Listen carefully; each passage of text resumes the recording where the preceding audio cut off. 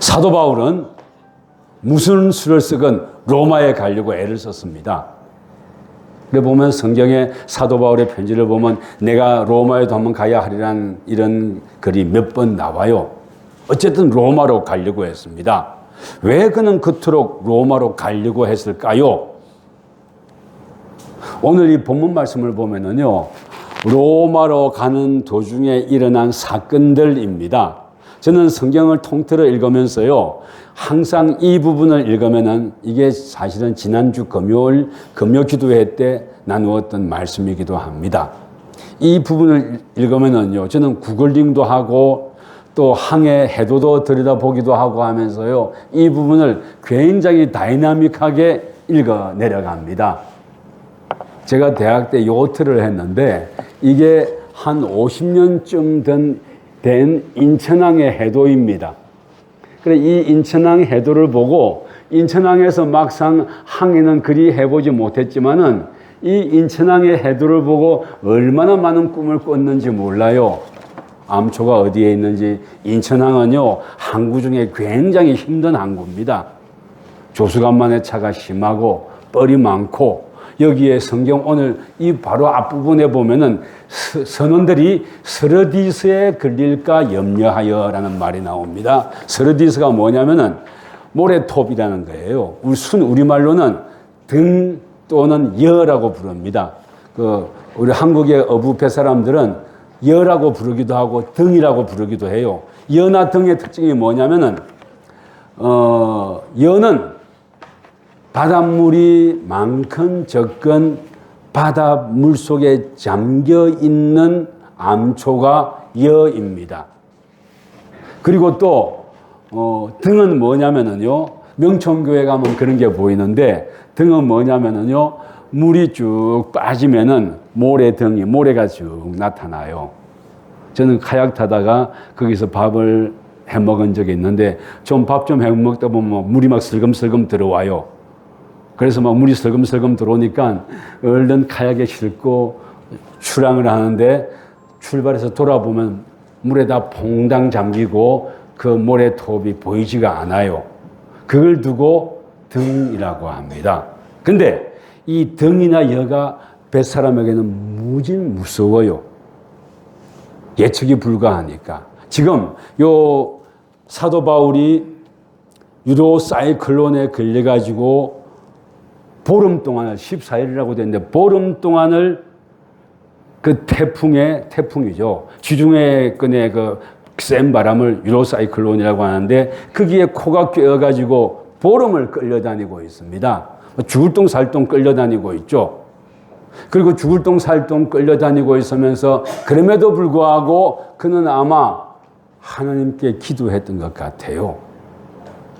하나님, 제가 로마를 가기를 원했는데 내가 여기서 죽는 겁니까? 근데 로마로 가기로 꿈꿨던 사도 바울의 의도나 계획하고 전혀 다르게 성령께서는 지금 사도 바울을 코 껴서 끌고 가고 있어요. 급하게 가고 싶었는데 어디에서 2년을 묵었습니까? 예루살렘에 3차 전도 여행 마치고 올라갔다가 예루살렘에서, 오늘은 한 10분 더 하겠습니다. 예루살렘에서 붙들려 가지고 무려 2년을 감금되어서 살았지 않습니까? 내 마음은 일각이 여삼춘데 빨리 이것 마치고 로마에 올라가서 복음을 전해야 되는데 그 2년을 허송세월합니다. 그리고 그 2년을 가이사라에 있는 동안에는 사도 바울이 무엇을 했다는 기록이 별로 없어요. 성경 기술의 특징은 뭡니까? 어떤 일을 많이 했을 때는요, 많이 기록해서 가고, 거기 뭐 100년, 200년이 지나간다 할지라도 특별한 기술할 게 없을 때는 그냥 펑펑 뛰며 넘어갑니다. 가이사라의 2년은 그냥 넘어가요. 그리고 마침내 2년이 지나고 나서 이 사람은 로마 황제에게 상소하지 아니했더라면 이 자리에서 풀려날 뻔했다는 그런 로마 총독의 말 한마디 듣고, 그리고 로마를 향해서 출발해요. 잘 가면은 뭐 한 달도 안 걸려서 가는 길입니다. 한 달이 뭡니까? 2주면 가는 길입니다. 근데 지금 사도 바울은 남들은 2주면 가는 길을 한 반년에 걸려서 갑니다. 사도 바울 일행이 배편이 없으니까 배를 바꿔 타고 계속 로마를 향해서 항해해서 가고 있는 거예요. 그러다가 유로사이클론에 걸려버린 거예요. 여러분들, 태풍은요, 내가 만나가지고 뚫고 나왔다는 절대 자랑 아닙니다. 뱃사람들은요, 태풍은 피했다가 최고의 미덕이에요. 태풍이 어디 감히 인간이 부딪혀갖고 그건 100% 죽습니다. 근데 기적적으로 살아남았어요. 제 부친께서 어릴 적에 욕지도라는 섬에서 목회를 했습니다. 근데 거기는요, 제삿날이 같은 사람들이 많아요. 섬이니까 배 한 척에 물고기 잡으러 나갔다가 태풍 만나가지고 돌아오지 못해가지고, 그래서 혼자 된 사람들도 많았고, 그리고 제삿날이 같은 사람들이 많이 있었더랬어요. 그런 겁니다. 태풍이라는 것은. 보면, 어떻게 보면 우리도 태풍을 만나기도 해요. 태풍을 만나지만 마음이 하나가 되어가지고 로마를 항해해서 가는 거예요. 그렇다면 여기에서 사도 바울은 왜 그렇게 로마를 향해서 가려고 했을까? 그가 복음을 전했는데 안디옥 교회가 일찍부터 그에게 많은 도움을 줬어요. 근데 이 안디옥 교회는요, 지도를 보면은 아주 동쪽 끝머리에 있습니다. 그리고 예루살렘, 그리고 바빌로니아 이런 지역, 그리고 로마예요. 그리고 로마에서 다음 편이 스페인입니다. 스페인이 제일 서쪽으로 위치하고 있어요. 그러니까 왜 이 말을 하냐면은 안디옥 교회에서 교두보가 되어서 이방에 복음을 전했는데 스페인 지역으로 복음을 전하러 갈 꿈을 꾸고 있었는데, 그러려면은 이 스페인까지 가려면은 이 안디옥 교회가 너무나 먼 거예요. 그래서 로마 교회가, 이건 하나 꺼주십시오. 로마 교회가 교두보가 되어주면 좋겠다는 이런 꿈이 있었고, 또 두 번째로는 안디옥 교회가 이방인들과 또 유대인들 출신들이 있어갖고요, 거기에 굉장히 하나가 되고 많이 섬기고 그랬지만 그게 어쩔 수 없는 삶의 자리의 차이 또는 문화적인 차이, 이것 때문에 갈등이 있었습니다. 근데 그것을 갈등을 해소하고 하나가 되게 하려고 굉장히 애를 썼는데 그 갈등이 해소가 잘 안 됐어요. 여러분들, 갈등이 해소가 안 되면 어떻게 됩니까? 교회는요, 내가 은혜를 받고 행복해하고 감사하는 것도 구원받은 이거 굉장히 중요하지만, 또 교회를 세운 목적 중에 하나가 뭐냐면 가서 제자 삼으라는 것이, 땅 끝까지 가서 복음을 전하라는 것이 교회의 존재 이유이기도 합니다. 그래서 그 복음을 전해야겠는데, 이 안디옥 교회가 갈등 때문에 나뉘어지면서 힘이 모아지지가 아니하는 거예요. 그래서 실패했습니다. 여기에서 사도 바울은 인간적인 실패라고 하지만 그럼에도 불구하고 주님을 바라보고 예배드리고 힘을 모은 건 그 안디옥 교회가 잘했지만 큰 꿈을 가지고 멀리 내다보기에는 좀 그랬기 때문에 로마 교회를 마음속에 선택했던 거예요. 그래가지고 한사코 로마로 가려고 했던 겁니다. 그리고 또 로마 교회는 가만 지켜보니까요, 어떤 문제가 있었냐면은 로마 교회 안에도 유대인 출신 그리스도인들과 이방인 출신 그리스도인들이 있었어요. 그래서 참 알콩달콩 잘 섬기고 나갔습니다. 근데 서기 49년에 클라우디스 황제가 유대인들을 로마에서 추방해 버립니다.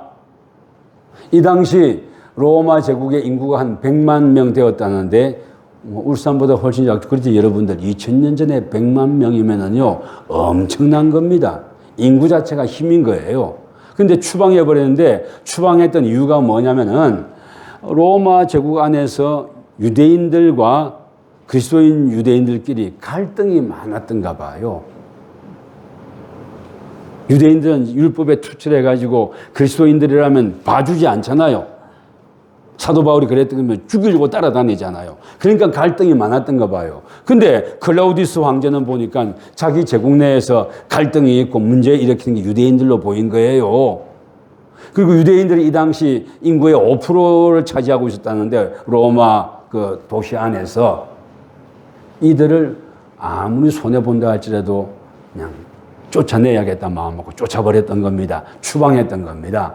근데 추방했지만은 클라우디우스가 5년 후에 죽고 그 이후에 헤롯 황제가 다시 추대되면서 헤롯은 유대인들을 다시 로마로 불렀습니다. 왜냐하면 유대인들의 경제적인 능력이나 유대인들을 추방하긴 했지만 여러 가지 빈틈이 많아져 가지고 그것을 채울 목적으로 다시 불렀던 거예요. 근데 다시 불렀는데 여기서부터 문제가 시작이 되었습니다. 5년 동안은 긴 세월입니다. 하면 세월이 반은 바뀌는 그런 때입니다. 없는 동안에 빈자리를 이방인 그리스도인들이 꿈꾸며 기도하며 채워나갔어요. 그리고 열심히 했습니다. 그런데 5년 후에 유대인들이 다시 돌아왔어요. 유대인들이 돌아오면서 역시 메시아닉 주, 예수님을 믿는 유대인들이 다시 교회로 들어왔는데 이때부터 갈등이 생기기 시작했어요. 아이고, 거룩한 교회가 무슨 갈등이 일어나냐? 여러분들, 갈등은 어디나 있습니다. 어디나 있습니다. 그래서 이 갈등을 잠재우고 하나가 되어가지고 주님의 복음을 전하게 하려는 목적하에서 로마에 아직 갈 시간 안 됐고 갈 수는 없었고 그래서 보냈던 서신이 로마서인 겁니다. 그리고 로마서의 전체 주제는 뭐냐면요. 복음인데 그 복음을 어떻게 해석하고 있냐면은 공존입니다. 이방인 그리스도인들과 헬라인 그리스도인들이 함께 공존하고 예수 믿는 사람들과 예수 믿지 아니한 사람들도 함께 공존하는 이것이 사도 바울의 복음의 핵심이었습니다. 이것은 예수님의 십자가의 핵심이기도 합니다. 나하고 다른 사람을 정죄하거나 밀어내거나 하는 이런 것이 아니라 공존해라. 그래서 고린도 전후서에 보면은 그 예수를 믿는 사람들이 그 제사상에 올렸던 음식을 먹는 게 옳으냐, 뭐 그러냐 하는 이런 문제 많이 생기잖아요. 근데 거기서 사도 바울은 뭐라고 합니까? 먹어도 좋고 안 먹어도 좋다. 그럽니다. 왜 그러는 겁니까? 먹고 안 먹는 것이 중요한 것이 아니라 예수 그리스도를 구주로 고백하며 살아가면서 그 서로의 동질성을 확인하면서 그 확인한 동질성을 가지고 복음을 전하는데 쓰이도록 하는 게 더 중요하다고 여겼기 때문에 그 사소한 차이는 다 중요하지 않고 우리의 핵심적인 사실 가지고 살아갑시다. 그리고 이 로마 제국 안에서도 어떤 날은 더 귀하고 어떤 날은 귀하지 않다 하고요. 유대인 출신 그리스도인들은 어떤 날은 율법에 나온 날은 지켜야 된다, 말아야 된다 하고 그리고 또 이방인 출신 그리스도인들은 그게 뭐 귀하다고 이렇게 얘기를 했더랬습니다. 근데 거기에 대해서 로마서 전체에서는 귀하다고 여기는 사람은 그렇게 하게 두어라. 그리고 다른 문화권에서 살아와가지고 삶의 자리가 달라가지고 그것이 하등 귀하지 않다고 여기는 사람은 또 그렇게 살도록 놔두어라. 그러나 중요한 것은 그 둘 가슴 속에 공통적으로 있는 예수 그리스도가 우리의 구주이십니다. 그리고 또 중요한 것은 복음을 들고 나가는 것입니다. 이것을 계속 강조했던 겁니다. 오늘날에도 마찬가지입니다. 주님을 바라보고 사랑하는 것이 얼마나 귀하고 아름다운데요. 이런저런 것 차이도 있고 문화적인 차이, 각각 삶의 자리에 있는 차이도 있고 그렇습니다. 그렇지만 중요한 것은 뭐냐면요. 그런 차이가 있음에도 불구하고 너와 나 사이에 같은 합집합으로서 예수 그리스도가 구주이십니다 하는 고백. 또 예수 그리스도의 복음이 귀하고 아름답기 때문에 그 복음을 들고 함께 나갑시다 라고 꿈꾸는 그 힘, 실천, 이것이 중요하다는 것을 계속 말했던 겁니다. 오늘 아침에 뜨끈뜨끈한 떡을 몇 박스를 보냈더라고요. 조진용 집사님이 보냈나 봐요. 여러분들 나가실 때 한 개씩 가져가십시오. 근데 여기에 중요한 단서가 하나가 더 붙습니다. 전도하실 분이 있다면은 전도하실 가정이 있다면 그 한 가정마다 한 개씩 더 가져가십시오. 그러면서 저한테는 무려 이걸 5봉지를 주더라고요. 교회가 존재하는 목적이 뭡니까? 구원받은 은혜를 나 혼자만 누리는 것이 아니라 나가서 전하는 거예요. 그래서 아침에 벌써 나는 이것을 3봉지를 전해주고 왔어요. 뜨끈뜨끈하니까 드십시오 하고요. 좋아합니다. 근데 대신 바지에 도깨비 바늘이 엄청 따라왔어요. 예. 그래, 다른 교회건 우리 교회건 같이 복음을 전하러 나간다는 사실. 이것이 굉장히 중요한 거예요. 그 외의 것은 조금 내려놔도 됩니다. 그리고 또 함께 꿈꿔보는 거예요. 우리 교회는 참 고마운 게 나간 사람에 대해서 이러쿵저러쿵 말하지 않아요. 또 이렇게 형편에 대해서 나간 분들도요, 꼭 이렇게 연락이 오고 가끔 만나러 와요. 물론 그 중에는 좀 이상한 분들도 뭐 없지는 않겠죠. 그렇지만 꼭 와요. 1년에 한두 번 꼭 오는 민모 권사님도 있고, 또 우리가 어려울 때 또 이렇게 수시로 도와주는 박모 권사님도 있고, 또 이렇게 조모 집사님도 명절입니다 하고 뜨끈뜨끈한 맛있습니다. 제가 하나 먹어봤거든요. 있고 그래요. 이런 것들이 뭐가 중요한 거냐면 이걸 먹고 힘내가지고 주님의 복음을 전하는 거예요. 그리고 누가 뭐라 한다 할지라도 이것만이 아니라 우리의 삶이 참 예수 그리스도의 은혜가 귀한 줄 알고 어떤 힘든 일이 있다 할지라도 주님을 바라보며 앞으로 나아가는 거 아니겠습니까? 이것을 우리에게 말해줍니다. 오늘 본문 말씀을 다시 한번 돌아가 볼까요? 선원들이 지들끼리 살아 도망가려고 그릇배를 배 뒤쪽에 몰래 갖다 놨던 모양이에요. 사도 바울이 그걸 보고 그 백부장에게 가서 말을 해요. 저 사람들이 자기들끼리 도망가려고 하는데 그러면 우리 살아나가지 못합니다. 저 사람들 도망가지 못하도록 잡아가지고 함께 육지로 이렇게 난파해서 밀려갈 때 저 사람들의 도움이 필요합니다. 그럽니다. 그래가지고 그걸 말했던 백부장이 선원들이 몰래 빼놨던 그루가 뭐냐면 조그만 배예요.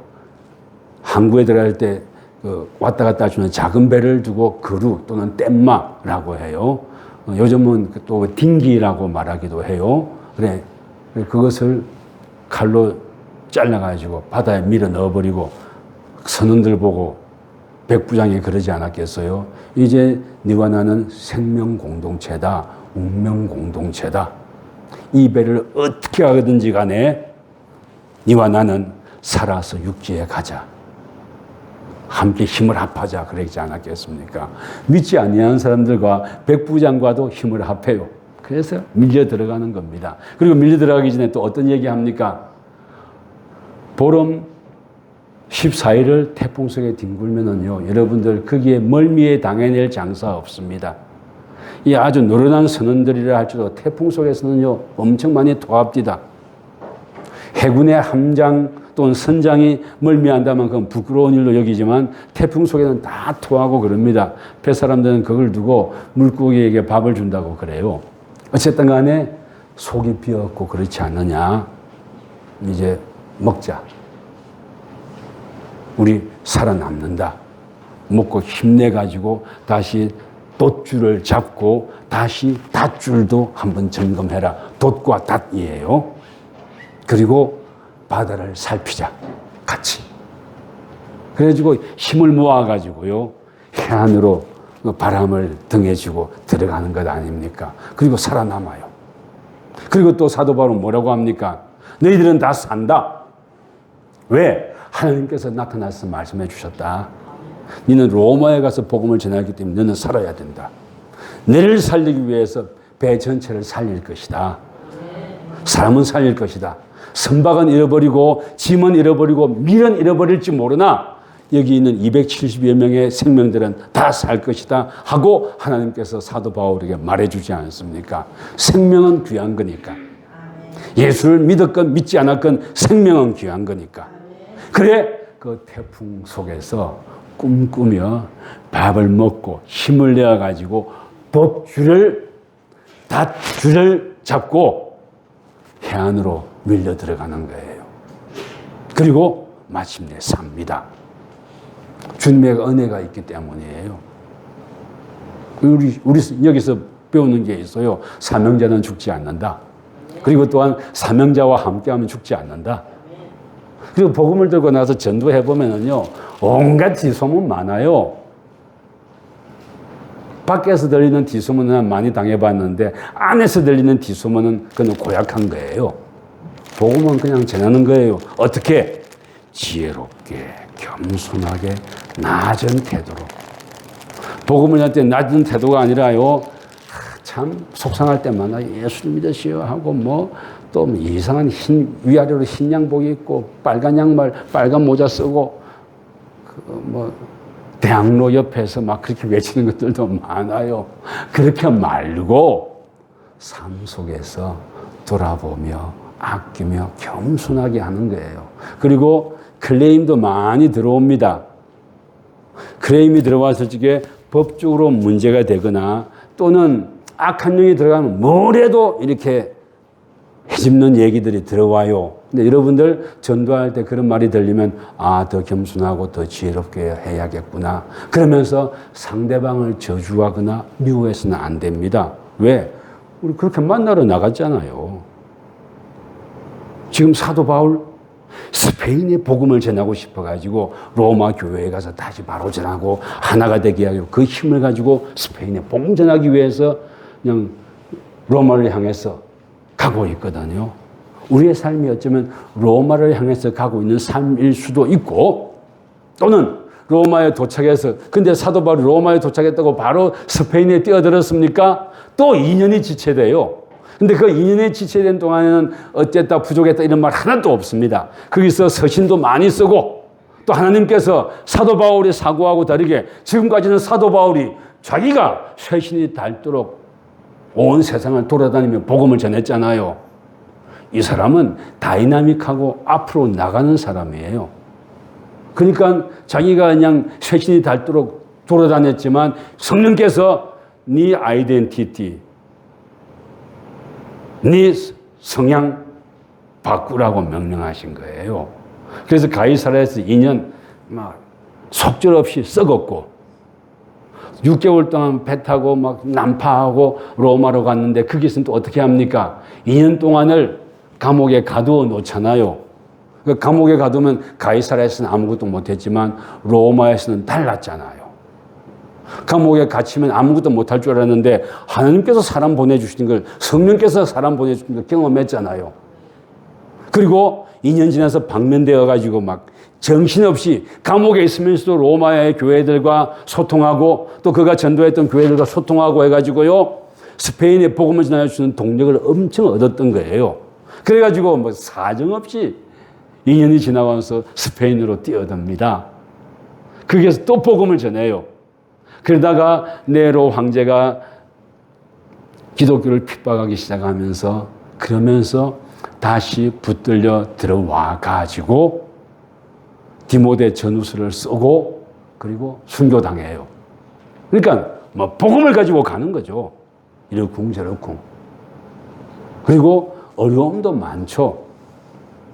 여러분들은 좋은 뜻으로 섬기고 떡 하나 드세요 하고 간다고 다 기쁘게 받을 줄 압니까? 천만의 말씀. 그렇지 않을 때도 많아요. 저도 일주일에 한두 번씩 노방전도 나가잖아요. 이런저런 반응, 스펙트럼이 양 끝에서 끝까지 갑니다. 근데 그런 것 때문에 속상해하지 아니하고 그런 것 때문에 힘들어하지 아니하는 것이 중요합니다. 구둑이 무서워서 장 못 담그는 건 아니잖아요. 구둑이 잘 걸러내고 장은 담그고 그리고 내 마음 속에 그것 때문에 내가 긁히지 아니하고 평안하고 그리고 교회 공동체가 함께 기도하고 같이 꿈꾸고 하는 이런 것들을 보여주려고 오늘 여러분과 제가 읽어본 이 본문이 주어졌고요. 그리고 이제 이거 지나면 28장이면 끝나요. 그리고 28장이 끝나도 사도 바울은 스페인에 뛰어들어가서 복음 전했고 그리고 또 복음을 전하는 사람다운 죽음을 맞이하게 됩니다. 그것도 은혜죠. 이번에 박경태 장로님 초상에 나와서 영광일세 영광일세 내가 누릴 영광일세 은혜로 주 얼굴 배옵나니. 은혜로 주 얼굴 뵙는 게 영광이죠. 은혜로 주 얼굴 뵙는 여러분과 제가 되기를 주의 이름으로 축원합니다.